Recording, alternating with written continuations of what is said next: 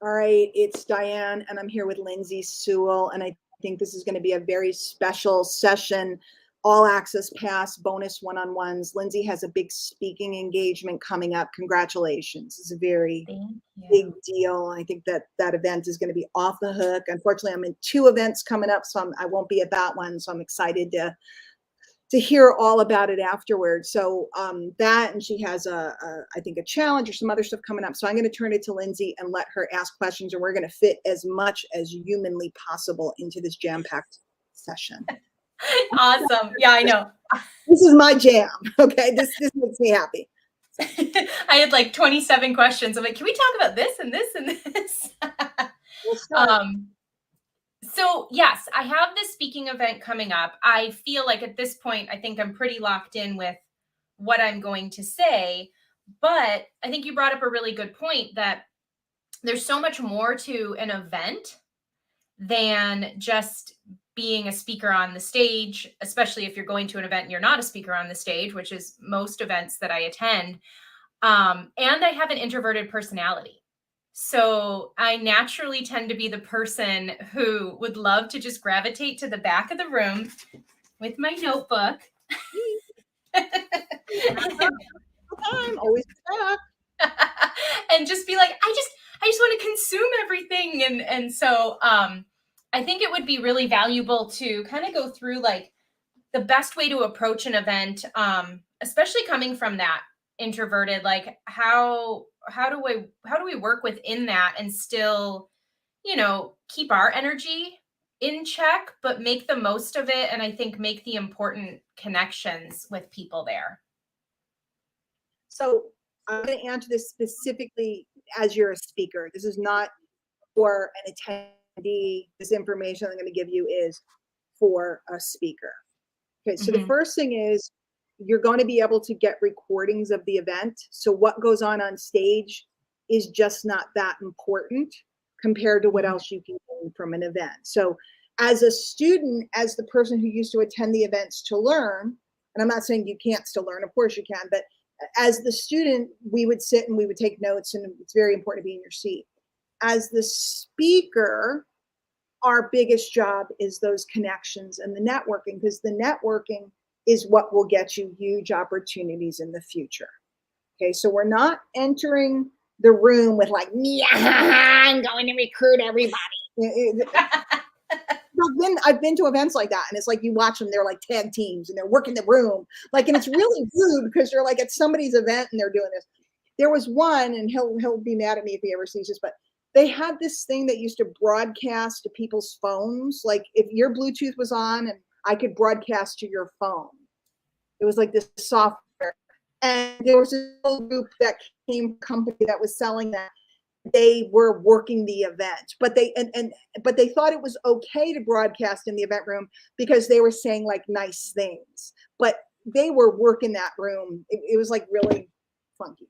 Wow. So in any case, first thing I do is I connect with all the other speakers beforehand, especially if they're larger than me. Okay. Because if I just send them a friend request on a regular day and they don't know who I am, I may not get them to pay attention. But if I send them a message in a friend request and say, hey, it's Lindsay, I'm going to be sharing the stage, and these are the keywords, I'm going to be sharing the stage with you at Kimberly's event. I'm really looking forward to getting to know you. And then if you do have experience with who they are, just make a comment about something that you loved about their work, or I saw you at so-and-so's event or something like that. Yeah. So I'm looking to pre-connect with the other speakers, because then I walk in the door and the other speakers are already subconsciously looking for me. I love that. That right there is like, we're done. Yeah. Okay. Yeah. Because you don't want to wait till you get there, because everybody's meeting there. And everybody wants those people's attention, right? So because they know who's speaking. Now here's another one, and that's very relevant. It's very important, because at the end of the night, right, at the event, a lot of speakers are very extroverted on stage and very boisterous, and they're like you. They actually are introverts. So you go back to your room to get relief, but chances are you could go sit with one of those people to give each other relief. And now you're sitting with somebody who has a lot of experience, somebody that you'd really like to get to know. I mean, I've been a speaker at events where people literally have followed me into the bathroom, trying to take pictures of me in the bathroom. And I don't fault them, they're excited. But I mean, literally standing outside the stall, and I'm like, they're like, can I get a picture with you? And I'm like, can we leave the bathroom can I wash my hands first? So the people get excited. The speakers find peace with one another, often end up in somebody's room.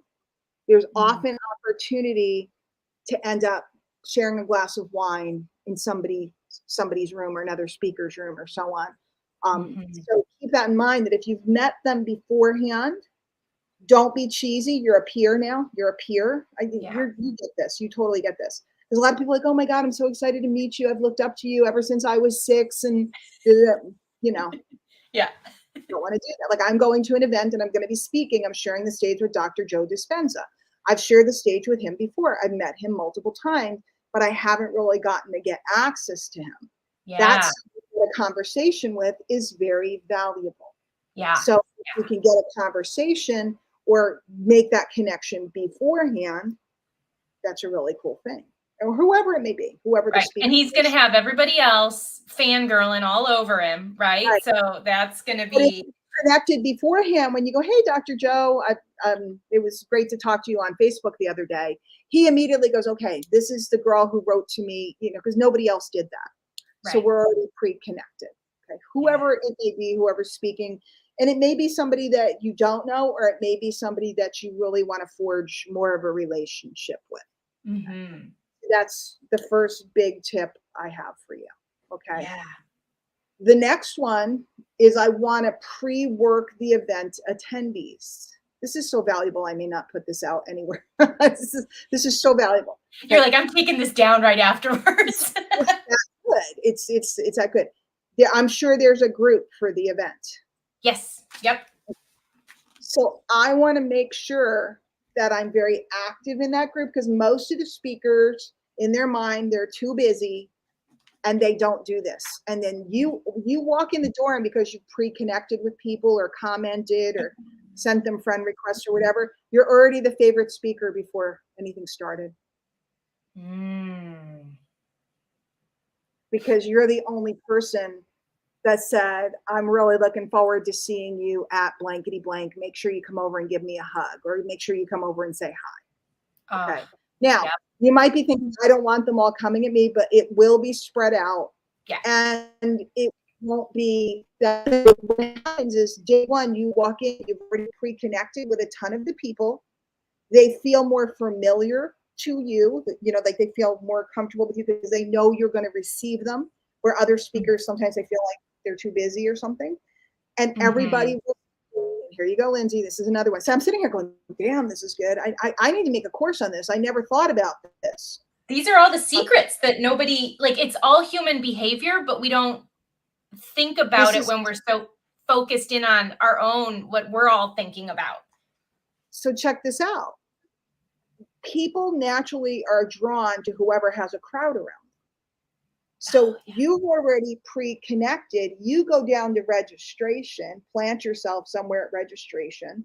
If you have a buddy that's going with you, perhaps have somebody that's running interference for you that can go, hey, Lindsay, I need you for a minute, like to pull you away if it's too much. But everybody sees there's a crowd around Lindsay. You're automatically the person that they're all like, oh my God, oh my God, oh my God. Yeah. So that working the crowd beforehand is huge. Yeah. So now the next one, I always sit in the back row. And the reason, and most leaders in network marketing are taught you sit in the front row. And you're an example for your team, but this is a marketing event. I sit in the back row for a couple reasons. One, I can get in and out easily. Okay, like I'm Nancy, I'm ADHD. Two, if somebody really good comes by and wants to say hi or talk to me, I can step out to talk to them. Maybe there's another player. There's somebody who, see what I'm saying? Three, I can scan the crowd. I'm much more interested in the crowd than the speakers, because I want to walk out the door with everybody in that room feeling like they love me. Not because I'm recruiting them today or getting them or selling them anything, but because over time, they'll all become my customers. Mm-hmm. They'll all, sooner or later, one thing or another, they'll all become my customers from association from that event. And what's really important is that the association from an event lasts for years. If somebody feels they met you at an event, how many times, what's going on in one of the companies that we're involved with? What's everybody doing? Going, we need to have an event. I remember the time at the event, the event, because people long for that connection. So if you meet someone at an event, their bond to you is much stronger than social media. That was my first ever marketing event that was not a company event. Prior to that, the company that we're talking about, I had gone to 2 events for my network marketing company prior to that, where everyone's in your company, right? And it's all just rah, rah, rah, and you want to feel good and everybody's there to take selfies. And it's so funny because I went to that event not knowing a single person except for the person who enrolled me, but I only knew them because I had bought something of theirs online from seeing an ad. So, I mean, I didn't really know them, right? That was Todd and Leah. I didn't know them personally. And I made such strong connections and lifelong, I mean, friends I still am like talk to on a daily, weekly basis from that 48 hours. I would have never expected that. I had no understanding of how powerful an event could be prior to that. And now think about it.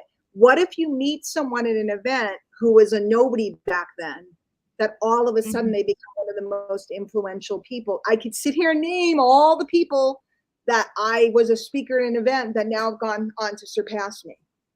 And now they have events and they bring me in and they hire me and they speak my name, right? Yeah. And I'm not saying like boo-hoo, they passed me. They wanted bigger things than me. You know, I was busy doing mom junk and whatever. So that was what I wanted that they wanted.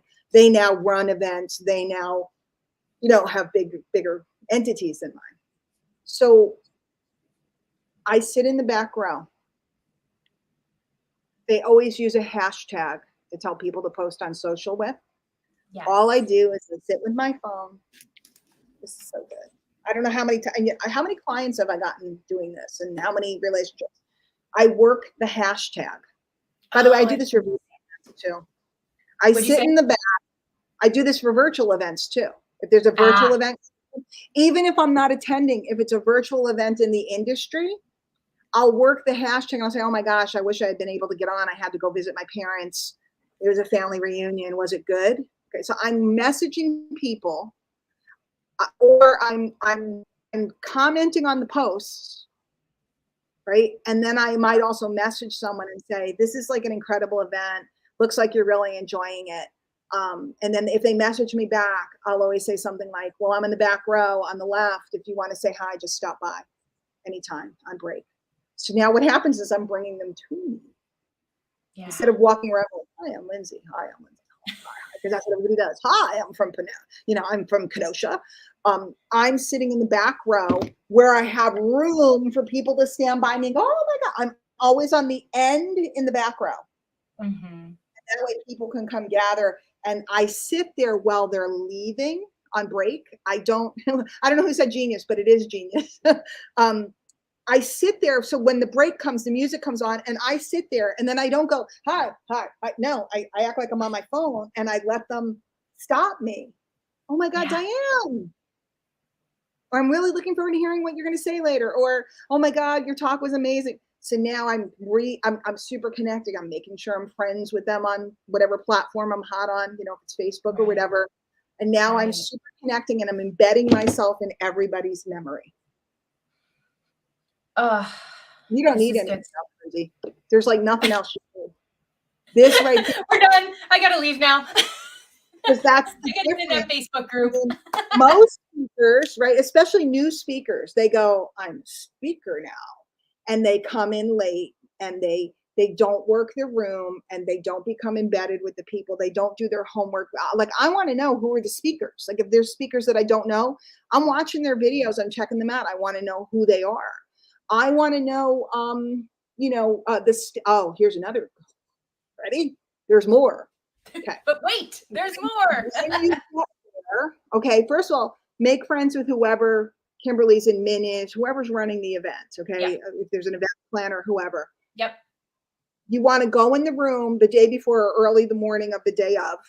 You want to say, hey, I just want to walk the room, check the stage, because you're a pro speaker now. I want to walk the room, check the stage, see how it feels, right? So you go in, look around, get a feeling for the room, step up on the stage, go over and say hello to the sound crew. Hey guys, I'm Lindsay. I'm on Saturday afternoon. Just checking the stage out and seeing how it feels. If you really want to be tricky, you bring them something, but do that the second day. Don't do it on the first day, right? Okay. Because you don't want to be a suck up. You just want to be somebody who is acknowledging, because these are the behind the scenes workers that nobody acknowledges and nobody cares about. Here's what happens. The crews that do these events often do multiple people's events. You're going to end up knowing, you're going to walk into the next event and you're going to know the crew, or you're going to know the person who's running the event. I don't know who's running this event. Right. Then you can come and go as you please. You can walk around.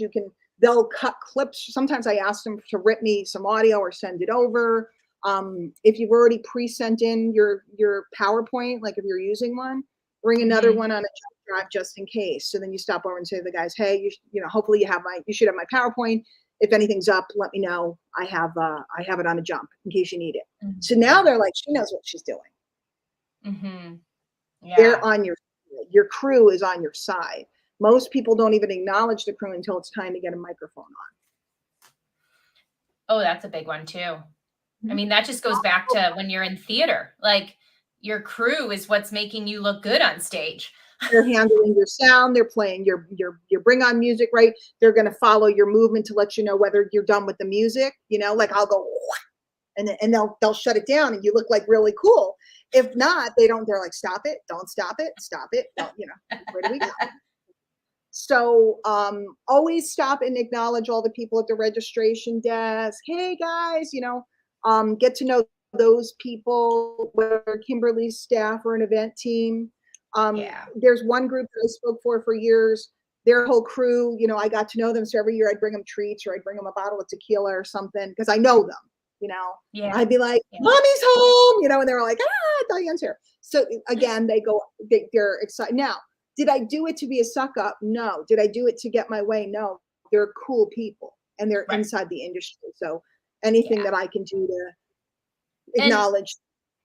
And I do know I know via Zoom, most of the team, because I do consult with Kimberly for her influencer group. So I do know most of her team, and I know what her team's roles are going to be, but it's always feels good when somebody acknowledges they're going to be working, like maniacs that whole weekend. Right. So if there's something you can bring, if it's appropriate, little baggies of chocolate, or it doesn't have to be anything fancy. Yeah. You just like you look like you need a treat or whatever. It's just this concept of you walking in with pure humility. I'm here to serve. I want to know the other speakers. I'm speaking at an event coming up. I just said to the guy who runs our coaching program, hey, he was helping me with something else. And I said, hey, will I see you for this one? And he said, no. I said, will I see you at that one? He goes, yes. And I said, great. If there's anything I can do to help your team, let me know. He goes, you're going to be there? And I said, yes, I'm going to be on the panel, whatever.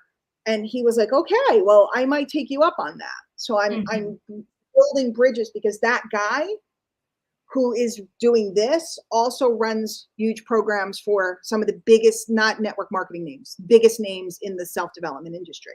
Relationship with him, helping him, can get me relationship with somebody that I only know. He can recommend me to somebody. You need a female speaker, you need this or whatever, or you're a person who can do this. And I think that's been one of the most powerful things that I've learned from you, that has made marketing just easier and relationship building easier, is that you don't walk in with an agenda. You walk in with the intent of getting to know people and serve. First of all, that's more fun because it takes the pressure off.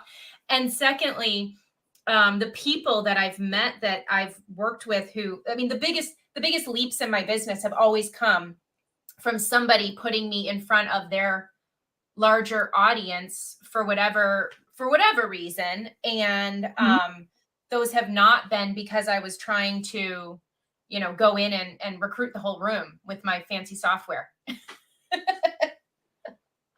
Right. It's miraculous what comes out of these events. Whether it's because your talk was really helpful and you really, put a lot into, good stuff for the group, whether it's that you made people feel amazing, whether it's your being there sells tickets. Because for a long time before, I went through my rough stuff, my being there sold tickets.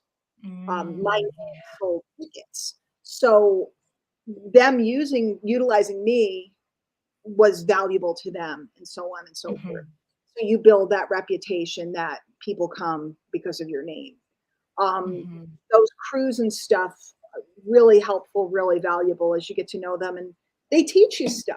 Like, for example, think about what you're wearing, because they have to put the mic around your head and then the cord runs down and it has to hook on something. So if you wear a dress, there's nothing to hook it on other than your bra strap, which means somebody has to open up your zipper or whatever and put it on your bra strap, which I've done it so many. I don't even care if the dudes do it anymore, but usually I get a girl I always used to get one of the girls to do it. But a lot of times the crew are men. So think about that, where if you're wearing a blouse and slacks, there's something to hook the mic pack on. Think about, don't wear anything jangly. You're not a big jewelry person, but one time I had a necklace. I was speaking at a very big event, and my necklace, and they didn't think about it backstage. And it was actually the first time I was on a super big stage, not a, handheld mic in a ballroom. This was in a theater. It was 4,000 person event. Okay. And I had a beautiful necklace on. It looks very visually beautiful, but when I moved, it jangled. And the crew didn't think to say to me, that's going to be a problem. Now I'm super cognizant of my jewelry. I'm super cognizant of my clothing. Because if it becomes a big hassle for them, they're constantly trying to adjust the sound to compensate. Not good. Right. I've spoken at events where I actually remember one event, I told the people that were running the event, the owners of the company, I told them, I said, your crew is a problem. I said, you better watch your back. And they didn't think anything of it. They were like, yeah, it's Diane, The audio was completely unusable. The video was not viable. They lost everything. And I knew, just from experience, I knew that they were problematic. I knew that they didn't know what they were doing. I knew based on what I was watching, and I said to them, you really better look into this, because I have this feeling. Yeah. I always have I have funny feelings. Whether people want to hear them or not, that's up to them. And it took months, because they had sold the recordings. That's the problem. So you sell all these and you can't deliver them. You have to refund all of them. And that's a big part of the event. So the sound crew, all of this stuff goes on, the lighting. If they like you, they're going to light you properly, or the lights are just, they don't move. But depends on the nature of the event, where it's held, what kind of stage they're building. And the reason why you always walk that room early, like one of our, she might even be speaking at the event you're speaking at, but a particular person who ran an event, for some reason, her stage was awkwardly high, and getting on the stage was impossible. Getting off the stage was impossible.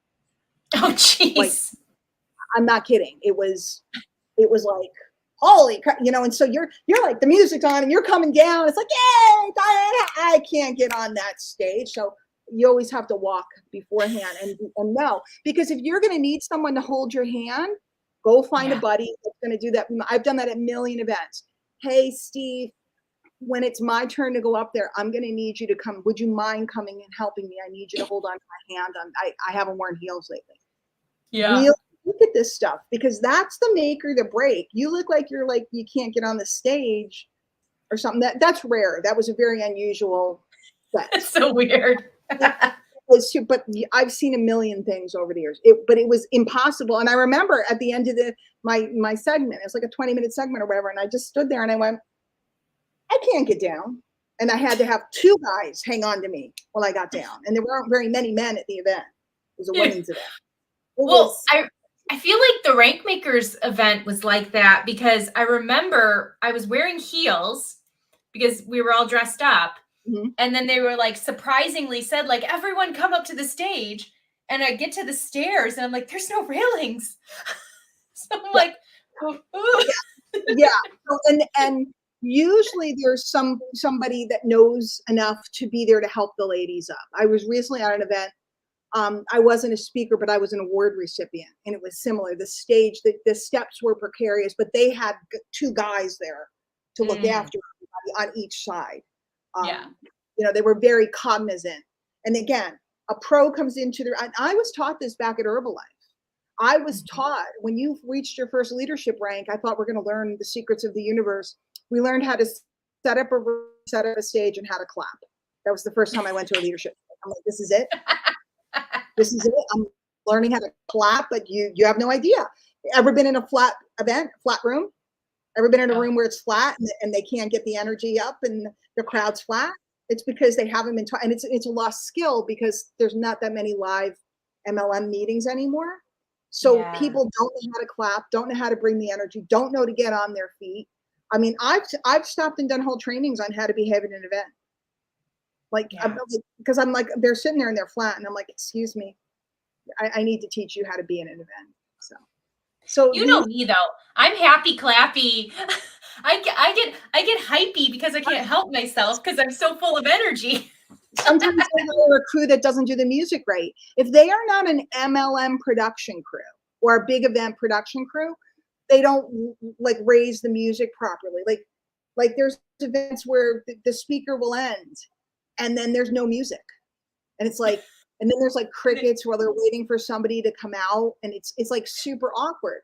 So the crew has to know what they're doing, and the the whole team has to know what they're doing, because you need to have ringers basically that jump to their feet. If you have a VIP section, go do a meet and greet early in the day before like they get early access. You go down, not you because you're the speaker, you're not running the event. But if the guy who's running the event goes down and talks to the super VIP people and tells them, I need you to bring the energy, you're in the front, everybody's looking at you. When the music goes on, I need you to do this. Because they just got all this extra swag and all this extra junk. Train them. Yeah. That's a good point. I'm gonna talk to Kimberly's team about that. Yep. Because you go in and they're so excited to see the big cheese or whoever beforehand. It makes a huge difference. Yeah. Huge difference. Because she's like you. She gets her energy from her audience. Yeah. And so that will be a huge impact on the event. If you've got the people they've got the platinum tickets, they're right down in the front. They're like, yes, I'm so happy to be here. No, I should sell a consulting event hype woman, where I come in early and set up your hype. Because think about it, Kimberly's very aesthetic. Okay. She's very aesthetic. Other people that we know of this generation of marketers, they're very aesthetic. So they're very concerned about the look. The energy is much more important than the look. If the energy is right, you don't need anything back there. Yeah. If the energy is wrong, it doesn't matter how beautiful it looks and how well it photographs, because you won't have the energy. Yeah.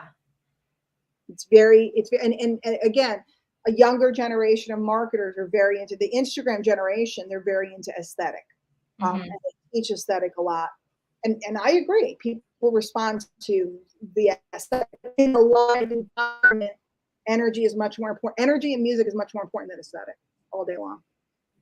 That's an interesting, not even related to the event, but that's an interesting concept, because I think that there's so much in marketing where we feel like we have to fit into a certain category, right? And this whole new kind of branding of where everything is beautiful and the colors all are perfect. And, my background matches my wardrobe and all these things. And I'm kind of I mean, look at me. Like, I'm wearing hot pink and I've got a llama behind me. And people are like, well, your office isn't very professional. And I'm like, I'm a mom that works out of my, this used to be our master bedroom. I mean, this is just who I You am. even have an office. A lot of people are doing it from the kitchen table. And I think this is my take on it. I think, did I lose you? No, I'm here. Having terrible internet problems.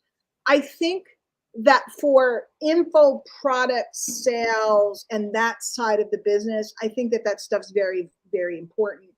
I think for network marketing, that stuff is actually detrimental because the whole group thinks they have to be that. They have to have, brand colors, and they have to have a palette, and they have to have this, and they don't move, or they just think I can never be like that. So there's two sides. And then a lot of people both. Where do you think like affiliate marketing, more of a traditional like affiliate marketer and a coach falls into that realm too? Because I sometimes am a little bit like a coach that's so polished. I'm almost like, I don't know, suspicious or something like that. Or like, yeah, here's the thing that's funny. I think in the coaching space like that, it used to be that you went to the so-and-so Academy of Coaching and you became very polished and you wore this, and you were like, there was that vibe. And I know people that have gone to those, the John Maxwell school of this or the so-and-so school of that. And that's like super polished and super almost scripted and the motivational speakery type. And now, especially because of TikTok, we're finding a lot of coaches that are so much more authentic. It's going the opposite way. Now, I know what appeals to me, so I try to step out of myself. When I teach marketing, I'm always trying to step outside of my own biases because I lean towards authenticity. I lean towards real. The figures that I like are just more straightforward and not trying to be aesthetically pleasing. I think too planned or too that's never appealed to me ever since I started in 99. Different speakers, I would gravitate towards more real. So I have to step out of my bias. But I'm seeing more and more people doing really well that are super authentic. And I also think in the personal development space, there's a big change going on right now. And people are just talking more about things that were taboo to talk about 15 years ago, 10 years ago. 10 years ago, you didn't talk about childhood trauma. Ray Higdon would never get on a stage and talk about, getting hit as a kid. You don't do that. Now, that is the core of a lot of stuff because most of the people that are trying to build a business, if they're not excelling, the reason why is because something traumatic happened. It's embedded in their body and their subconscious mind. And they're not able to do a simple action, take a simple action because they're associating it to some pain from when they were a kid. Yeah. So it's things are just flipping around, and there's both. So same thing, YouTube. I watch people that are super like pro on YouTube and super edited, and they have those little graphics and icons popping up and this and that. And I watch other people that just sit and run their mouth for half an hour, and they are huge. It's energy, and it goes back to energy.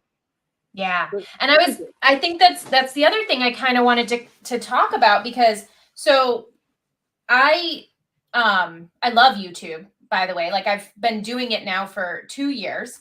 It can be a ton of work, especially if I want something that is tight and edited and not kind of just if I run my mouth. And I see both sides of that, right? So some of my favorite people that I follow them because the videos are visually interesting. The script is tight and I want the content and I want it delivered. The storytelling is good. And then I look at other people who've got 100,000 views on a video and they're just sitting there and I'm like, this is the most boring person in the world, but I still have to listen because I need this piece of information that you're sharing. Or some of them, it's just that their stories are compelling, or there's something about their presence. And I think everything has to do with the personality. And like, there's like tarot card readers that have hundreds of thousands of subscribers. They just sit at a table with a candle burning and do tarot cards. There's no set, there's no color scheme, there's no this and that. There's a lot of people that have huge channels that play slot machines. They just play slot machines. That's all they do. I'm not kidding. They're huge, and they're making money with Patreon. They're making money with the super chats. They're making money with merchandise. They're making money hand over fist. I mean, I was talking to a couple of them. They're making like $70,000 a month between YouTube and Facebook, and that's not including their merch. See, those are not coming into my algorithm. Well, that's anything. I'm just saying there's all different. Yeah. There's all different walks of life. There's, it just depends. Like I happened to come across, I was searching for something yesterday, marketing related. And I came across one video, and it was this guy, and he has a lot of subscribers, and everything was very polished and jump cuts and the whole thing and the little pop-up icons. Yep. Couldn't stand him, wanted it. I never want to watch another video of his again. It was like very like marketing 101 and like with jazz hands. Okay. Then I find the guy who runs Ogilvy in England, who I've listened to before. He's like a kind of sloppy, overweight guy. His shirt's kind of hanging out of his pants, and his jacket is, and he looks like he like got mustard on his jacket before he did the video. Yeah. Brilliant. Like, so now another person would look at him and go, oh, he's dumpy. I would never listen to him. And they'd go to the other guy. Yeah. It's about your audience. It's about your energy, and it's about your natural state. Mm-hmm. You're frazzled because you're so busy trying to make it perfect, and you know that the kids want you. Your energy is not going to be where it needs to be. And on the flip side, if you're the person that likes that, like Kimberly, she's a genius. Mm-hmm. I can't imagine her in anything other than her cute outfits and her beautiful hair and pink. Right. And I can't imagine her any other way. That's who she is. Right. I look at it and I go, I could never do that. Mm-hmm. I admire her. Yeah. Right. So her audience is going to be different than my audience, is different than now. Marina has all the color schemes and the this and that, but she's sassy, right? She's sassy. She's in your face. She's shaking her thing. She's doing the butt shaking thing and this and that. Yeah. We're not see that with her or Michelle. Michelle has a lot of Michelle Cunningham has a lot of TikToks now. They have a very certain feeling to them. They're going to be very attracted to some people, not attractive to others. I think that they'll do better on Instagram than they will on TikTok. I could be wrong, because TikTok's more real and raw, and Instagram is more aesthetic, even though it's short form video. Mm-hmm. I'll do a video, 14,000 views on Instagram, 300 TikTok. Yeah. They're different animals. They're different animals. Yeah. So, I mean, here's like we were talking a little bit earlier, and I was saying, why does certain content get more results in one place or the other? And you said, well, good. Well, what do you define as results? And so it's interesting because a lot of people will say YouTube's dead, or if you don't have a huge, channel or whatever. Well, I consistently put out videos every single week. And because of that, they might only get some videos will do well. Some videos get like 22 views, but I'm generating really good quality upstream leads from those. Yep. And if I take the same stuff now and put it over on Facebook, it's like a crapshoot whether Facebook's even going to put anything out there and show it to anybody, I feel like these days. So it just becomes like I guess if you're repurposing it, it's not a big deal because it just doesn't take a lot of time. If you look at it as the long piece of content, the clips, the reposting, etc., it becomes an asset. Mm-hmm. But it's also the algorithms. Like, I'll do YouTube Shorts. I don't do a lot of YouTube. I broadcast some stuff over there. I'm not like a YouTube person. But I do use Shorts. I'll have one random video gets 100,000 views and another one gets 22. How do I know what or when? I never worry about that. They say, marry yourself to the process. In other words, putting out the content is the process. Because this I know to be so true, and it's what I'm teaching you about events. One right connection can tilt your world forever. One right connection. So we may sit and go, well, the video only got 52 views and I did all that work. But the one right person that watches it, that buys your course, that goes on, sometimes it's because they buy all your stuff, or they join a team and they build. But a lot of times it's because, like, I almost decided to create a site called My First Mentor, and I decided not to. But the reason why is because I was a first mentor to many, many, many people that have become very, very big. I wasn't their ultimate mentor. I was the first mentor. And I have because I'm the first one that taught them how to get out of the MLM mentality and come in. By the way, I love network marketing. I have a big organization, guys. And, I'm just putting out a disclaimer to the world, because there's a lot of people bashing MLM right now. If you look at it as a business model and not an emotional model, there's not many places you can make that kind of money, period. No. So, but the mentality, and I don't blame the companies for teaching people the basic stuff to get them to move their product. I've taught so many people how to step out of that mentality and move into a marketing mentality. Some of those people have gone on to run big events that they've put me on their stage. Some of those people have gone on to do very well. And when I had down times, they would lift me up, or they would put me on their podcast, or they would, one great example of a person I met many, many, many years ago was Chalene Johnson. And I did marketing for her. And then I was on her podcast, and I, was involved with her stuff. Now she's like a rock star, right? She's like the Instagram lady. I didn't train Chalene, but when she used to, right, she had me doing social media training for her team. And then later because she was still just doing the infomercials, and she knew she was getting more mature and all her eggs were in one basket, and she wanted to move over into this space, which she's done remarkably well. She's a brilliant businesswoman. Yeah. But we used to have conversations about how do you do that? So when you think about that, I could rekindle that relationship. She's so big, one tip of the hat from her could change my life forever. Yeah. Right? One tip of the hat from this person, that person. So I'm really focused on who am I meeting every day, which you've heard me preach over and over and over. Who did you meet today? Who did you meet today? Who did you meet today? Because last month I brought in an organization, 22 rank advancements. Woman I met 2 years ago, 22 rank advancements.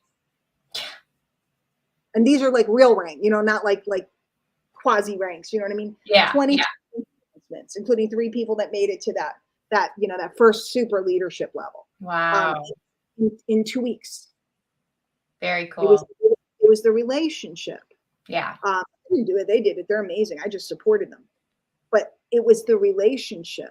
So if I meet someone from a TikTok video and I form a relationship, they get on my list, etc. I don't care how long they have to bake. I don't even care if they make me money, because what might happen is their influence later on could become the thing that tilts everything. So that's all I'm ever looking when I go to an event. That's a different thought. Yeah. Who will I meet when I make a piece of content? I mean, my prayer before I get on stage is always give me the words to help that one person. I always think of one person,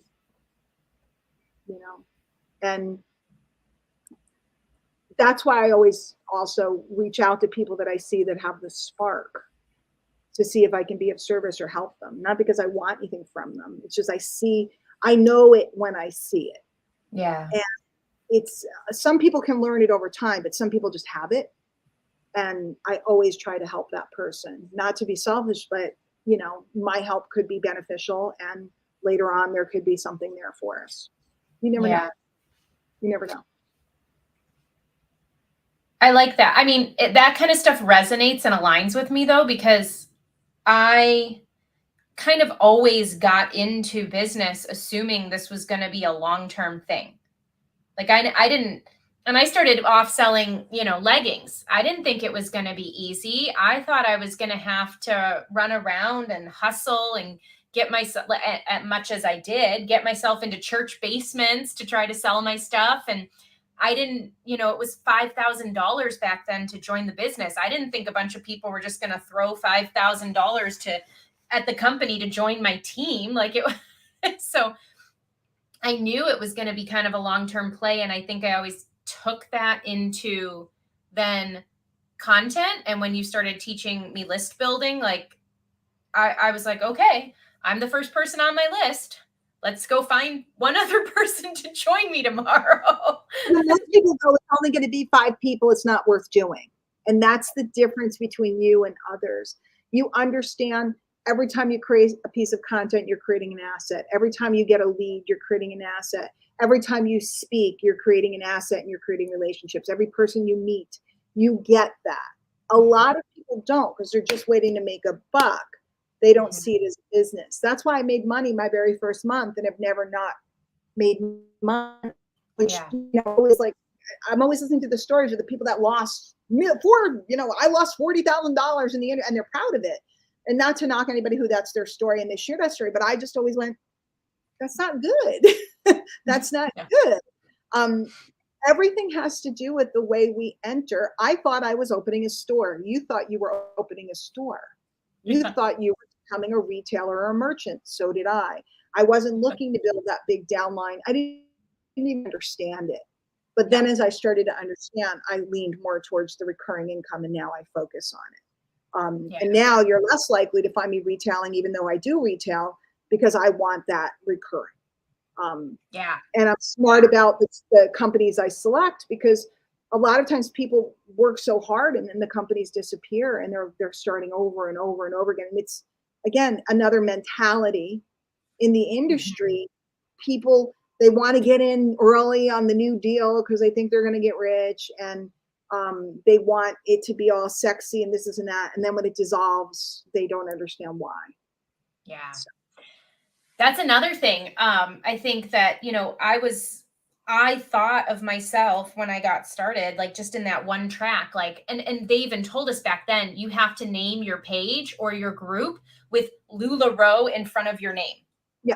So that's what I thought. I just thought I was a LuLaRoe retailer, as though I was opening a Gap. And they weren't wrong by telling you that, because they were telling you how to sell their stuff.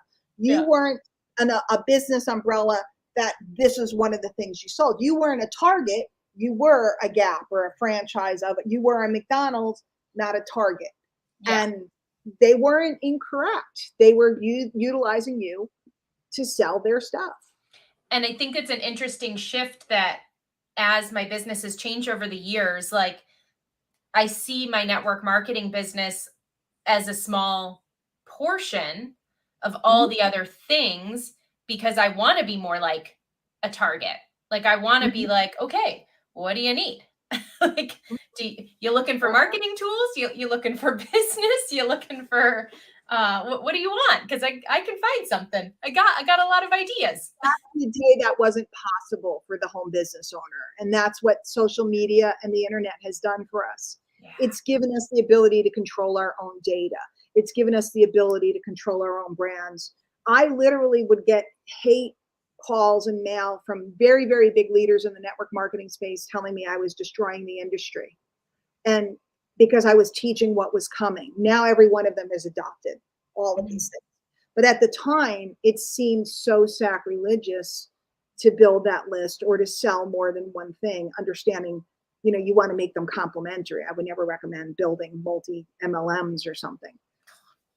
Creating your own culture. All of these things were super foreign. And then what started to happen is individuals became more influential than whole companies. And there was a lot of turmoil for a little while, because now there are companies now that actually embrace, in fact, one company in particular that's done so well because they embrace people having their own brand.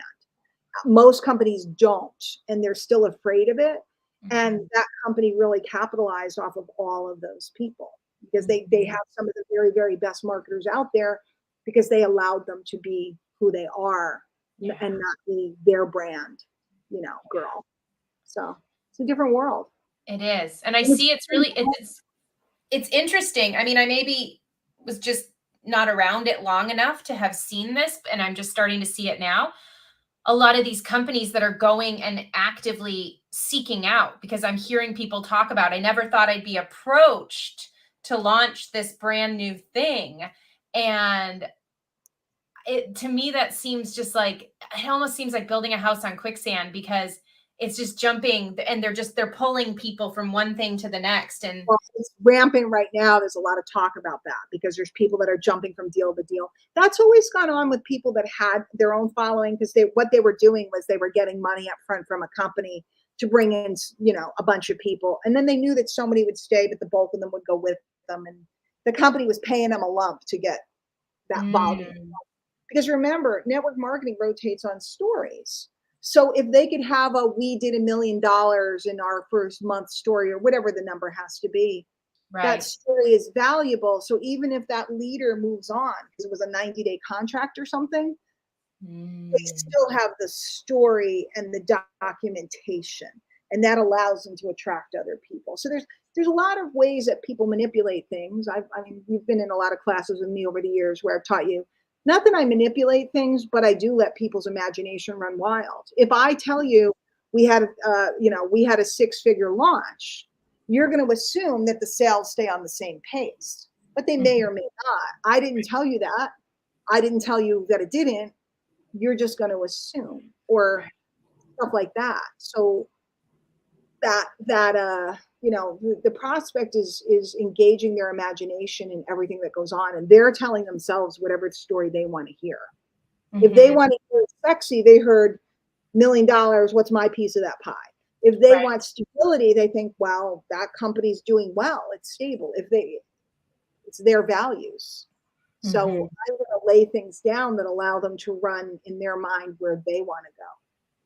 And I think that's a fine line between keeping it, like you said, keeping it ethical and letting people live into these goals and these fantasies. And I don't say fantasy in a negative way, but like, I mean, I had fantasies about how I was going to create this life where I could leave my corporate job, and then flat out, completely twisting the language, which, is sometimes happening too.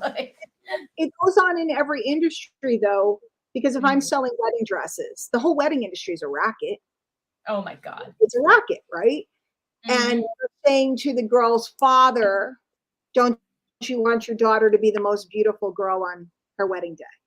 Right? Something like that. It's manipulative, right? But they can tell whether this is a doting daddy, because if it's not a doting daddy, his vibe is, no, I want her to get the dress. It's $1,000 and let's get out of here. So if it's the daddy who's like, oh, daddy, they know, every industry, the car industry, you don't buy a car based upon, the value of the car. You buy the car based on how you want to feel. Do I want to feel like a good mother? Do I want to feel like a sexy guy? Do I want to feel like we're buying a car based on that. We're paying for a feeling. And it's not, we can't dictate what the feeling that people want is. Yeah. My feeling, my values, I'm about freedom, self-expression, individualism, right? Individuality, I should say, right? That's important to me. Other people want predictability, stability. I know what to do because you told me to. See, to me, that's like, don't tell me what to do. To somebody else is like, please tell me what to do. So when we market, we're leaving these open places where people can fill in the blanks. It's a big skill. It's a big skill. But if we go back to the event, why did the people come to the event? Some people came to the event because they want to have, look at your 4 personality types. Some people came to the event because they like data and the analysis on how to put together the organization, or, I don't know what the scope of the event is, what we're learning. Other people came to the event because I really want to help people, and I want to help nurses because they're overworked. And if I learn some things here, I can go out and reach more nurses. And some people come because I want to learn from so-and-so how to close those deals, because I want to close more deals between now and the end of the year. And the other people came for the party and the free wine. If there's a thing, that's what they came for. Yeah. So, and they're the people that are in the lobby bar up all night and everything in between. So I have to make sure that everybody can fill in the blank of what they're going to get there. based upon what they want.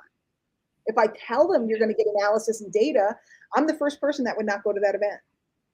Oh, we're going to do analysis and data? I'll see you later, right? Yeah.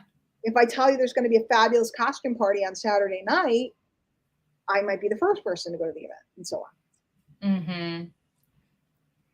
Yeah. So if you want to represent mothers, and that's one of the reasons why I, reached out to you originally in the beginning, because I saw you had 2 little girls. Like mine were 3 and 6 when I started. And I love the pictures of your girls and the things they're doing and your dog. You're me, however many years ago, 15 years ago. How old's your oldest? She's 9 now. 9, right? And my daughter's 29. My oldest is 29. So it's 20-year difference, right? Mm-hmm. You're me 20 years ago, except you're ahead of where I was 20 years ago by far as your understanding of marketing. 20 years ago, I was just figuring how to use an autoresponder. I didn't know all this stuff. So I looked at you and I went, well, she's the representation of what a mother's life could be like today. And a mother of 2 young daughters is not always dressed. And a mother of 2 young daughters is sometimes buying a bucket of something for dinner because she didn't have time to cook or whatever the case may be. That's the reality. Letting people see that. And by the way, a mother of 2 young daughters often doesn't have a perfect house or office, aesthetically pleasing. I don't let them come in here, but you should see our homeschool room downstairs. And say, this is my office. This is the homeschool room. Like that would be a fun TikTok, This morning I bought some new flowers for my office to go next to my Tiffany lamp. This morning I got some new Twinkies to go on top of the, M&Ms, or whatever it is. Or I got new colored pencils to go with the markers. And they're all over the table, whatever. That contrast and the reality. So that's what people want. Well, it's funny you say that because yesterday we had their afternoon science club, and then Brian's out of town. So I was driving home and I sit there and work in the parent room because it's like 40 minutes away. So I was like, oh crap, I don't have time to cook dinner before Ellie has to go to soccer practice. So I'm literally like on my phone before we're leaving, ordering the 2-for-1 Giamia pizza to pick up on the way home. Yep. What's a mother to do? DoorDash to the rescue, or whatever it may be, whatever you're picking up. Yeah. The same thing, crock pot things, that you put in the morning. This is the reality. And it's not just because you have a home business. One kid's going to one direction for their activity. The other kid's going to, this sports. And then the season changes and it's different, soccer season ends. And now we're inside doing basketball or whatever it may be. Yeah. It's crazy for a while. It's crazy. And then all of a sudden, one of them learns to drive. And then all of a sudden, it's like creepy weird. And then one of them goes to college. And then it's super creepy weird. And this is the game. Yeah. So I'm hoping that some of those event tips were helpful to you. Very. Because that's the key. It's just you want them to all be in love with you. And that's how you get that screaming ovation when you hit the stage. That's how you get the crowd around you. That's how you get, people gushing, like if there's an after survey or something like that. That's how you get that. So you get that. And it's serving your host. It's serving the person who's running the event, because it makes their event super valuable. Never try to outshine. Obviously, this. Never try to outshine the host by any means. But when you're meeting everybody and you're edifying them and you're talking about how great the event is, you're just reinserting into the person's mind, it was worth coming. I'm glad I spent the money. I'm glad I made it. Yeah. And that makes them come again. So that's the big part of the service. Well, because it makes them feel good. And, we haven't had it in person in a long time. So people aren't used to having to like pay for a ticket and pay for a hotel and pay for a flight. Like that's a big barrier to overcome for some people because they just haven't had to do it for such a long time. And they've been able to get they think they're getting, I think they think they're getting everything. It's always such a different, and I'm scatterbrained. So you put me on a Zoom event and like halfway through the first day, I'm like, I keep doing them. See, at a live event, I love live events because there's music and there's energy and there's breaks, and there's networking. The thing, even when they have the breakout rooms on the Zoom, I'm like, leave me alone. Half the people don't turn on their cameras. So you're right. A lot of people are not used to spending that money anymore, or they haven't budgeted it. And even though people are begging and saying they want events, when push comes to shove, it's actually challenging to fill seats. Right now, talking to several people, and that's why a lot of people are doing these hybrids, because Yeah.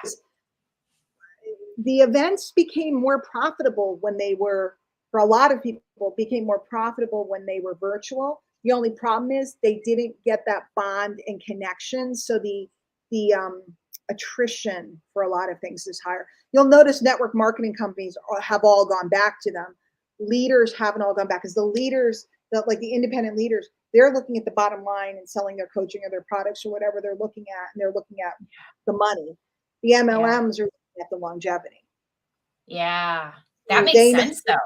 if people break bread, because they've all gone back to having trips and everything else again. If people break bread together and dance together and sing together and have fun together, they're going to keep staying.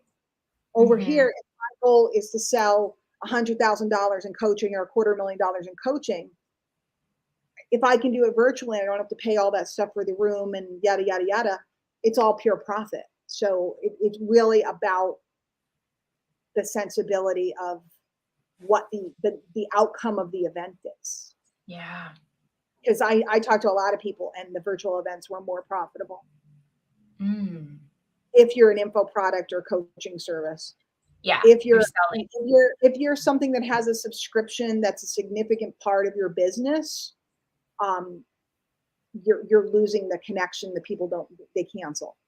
But if your focus is to sell a $15,000 coaching package, a lot of times people don't finish the packages and quit anyway. It's the reality. So whatever. I know. I've worked with those people, and I'm like, where'd you go? You paid all this money. Where'd you go? It's really about what the business model is. And I'm always asking people when I work with people, I'm like, well, what's the business model? Because if you're clear about what the business model is, then the steps are clear.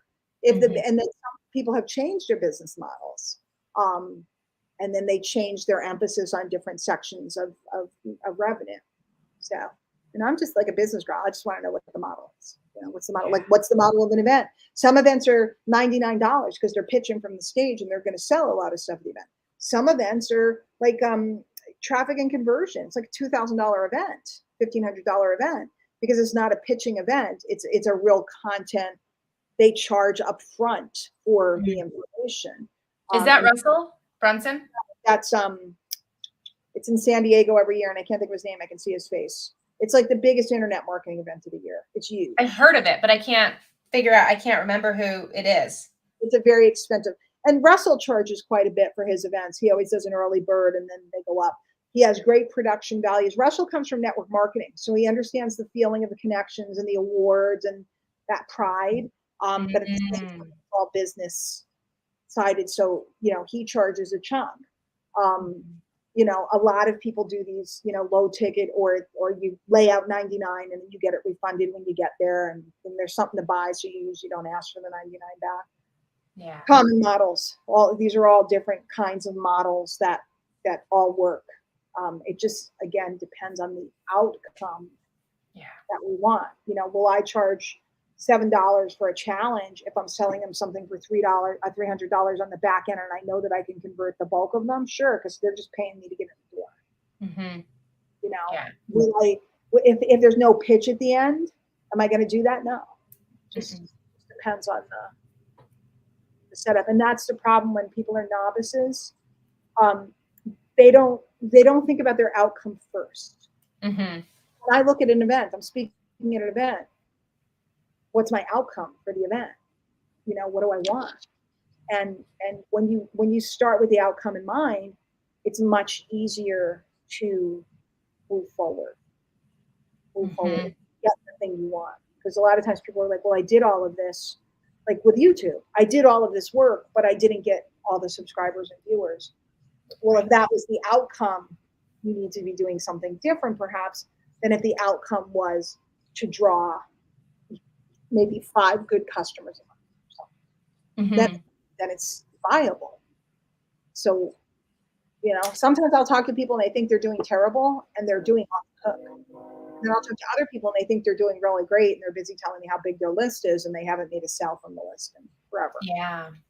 Well, I think that's a really interesting thing with YouTube because I mean, from the courses I took earlier this year, because I really was like, okay, I want to focus in on this and really understand it this year because I've kind of just been uploading whatever I wanted willy-nilly for a year and a half. But one of the things, the biggest takeaways from there is, I mean, is it more important for you to go viral? Because you can do videos that will go viral based on the topic. Like you can talk about Bitcoin and people are going to search for it and it's going to blow up. But is that the audience that you really want over on your channel? Are they going to be people for your business? And you've always talked about that. Is that is that the audience you want? And so I was like, I need to stay in my lane and talk about the things that are relevant, because I have gotten people who've gone on, they've seen me on a YouTube video, binge watched, joined me in one of my affiliate programs, gone through, and you're probably familiar with this, gone through the whole system, bought into large coaching packages in those programs, and I've made thousands and thousands of dollars because I put that one, well, not one video, but that video they were searching for, and I gave them all this other relevant content for them to absorb as well and trust me. So if I'm over here, all of a sudden I'm like, blah, blah, blah, blah, blah, Bitcoin, Bitcoin, the sky is falling. And then I'm over here like email marketing.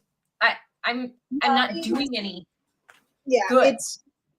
It's finding that and remembering what the value of your customers. My value of my customers is very high. You've heard me tell the story that there was a point with the company that we both work with, they were taking me off of their leadership council because I wasn't producing enough. This is years ago. You haven't brought in enough people. And we said, because back then everybody was clawing and fighting to be on these boards and stuff, like clawing. And they, very nicely let me know, at the end of the quarter, we're going to take you off of there. And I said, well, you certainly can. But what I want you to do is, instead of looking at who brought in the most people, go look whose people are worth the most revenue to you, who's made the most per person, and who's brought you the most revenue per person. And all of a sudden, when they ran that report, because I said, just go look it up. And they came back and the response was, excuse my language, but it was like, holy fuck, Hockman. Because they weren't looking at the long-term value of the person. As same thing with my MLM. I'm not looking to put in the most people. I'm looking to put in the people that are going to build and have that organization. Yeah. So it's the same with a lead. A lead that's going to bake in your content and watch hours and hours and hours of you, they're a zealot fan. And I could do trainings all day long about zealot. One zealot fan or a super buyer, it's the Pareto principle. And then we're going to go after this concept. It's 20% of your people will do 80%, right? Of the thing. Well, 20% of the 20% will do 80% of everything. Yeah. So the super buyer, the hyper buyer, that person will buy everything you do. They will follow you to everything. It takes a lot longer to find one of those, but they are 98% more valuable than everybody else. Mm-hmm. So it goes back to, I know if we look at metrics or we look at, the follower count or the subscriber count or all that type of stuff, you would think that more money would sit in that. But to me, those people, and then I'm looking to develop so many of those people over the course of the year. Mm-hmm. I go back to, I love to study casinos. I think they're fascinating. There's several industries I like to study. One of them is casinos. Every casino has a program or a department that's called player development. And their job is to take a player that comes in and spends $100 and offer them different incentives to come to get them to go up to spending $250 when they visit, and get them to go up to spending $500 when they visit, and love the environment or get little prizes or trinkets or different things they're giving away. They might buy something in bulk that costs them $10, but the person perceives they got this cool thing, so they go to the casino. And they're going to spend $500 this time, and they're going to spend $1,000 another time. And they're not malicious. They're not, because people will say, well, they're addicting people. You know what? So does this industry. So does every industry. You're developing a customer, okay? And developing a customer to feel so good and at home. So a lot of them have like lounges where you can come and eat and drink for free. So you'll come down there because you think, well, I'm going to eat and drink and I'm not going to spend that much money. And you spend a lot of money. They're developing the person. They're giving them concert tickets or they're giving them this or that. They're developing them. Wow. And look at my base like that. How can I develop you to spend more money with me this year? How can I develop you to spend more, to be around me more, etc.? So it doesn't really take a lot of people to make a really good living. And then you decide what you want. Me, I just want to be free. I want to go on a cruise. I want to go to Miami. I want to go here. I want to go there. That's what I like. Other people build that into an info product empire, etc. And everybody, you know, right now you might want one thing, and then by the time your kids see, it's interesting. I became less serious about business when my kids left. I thought I would get more serious about it. I became less serious about it. I don't, you know. I want to goof around with my kids, and then Brian's older than me, so we want to retire as soon as possible. Yeah. And then I don't want to be building the empire while he's playing. Well, what might happen though is you guys might become like digital nomads where you're still running some type of business and able to come and go and do what you want. Or you may say, I have built a residual, because a lot of people don't build residual income, so they can't stop. They can't stop. They can't stop. And even $3,000, $4,000, $5,000 of residual income is life changing because that pays your nut, and then anything else is gravy. So if you have a pension or a 401k or you have Social Security, whatever it may be, you're still living a really good lifestyle because that money is there. Yeah. And people don't realize that because everybody thinks I have to make $50,000 a month or it's no good. No. I've never understood it. Never understood it. No. Never understood it. It's, I mean, it is.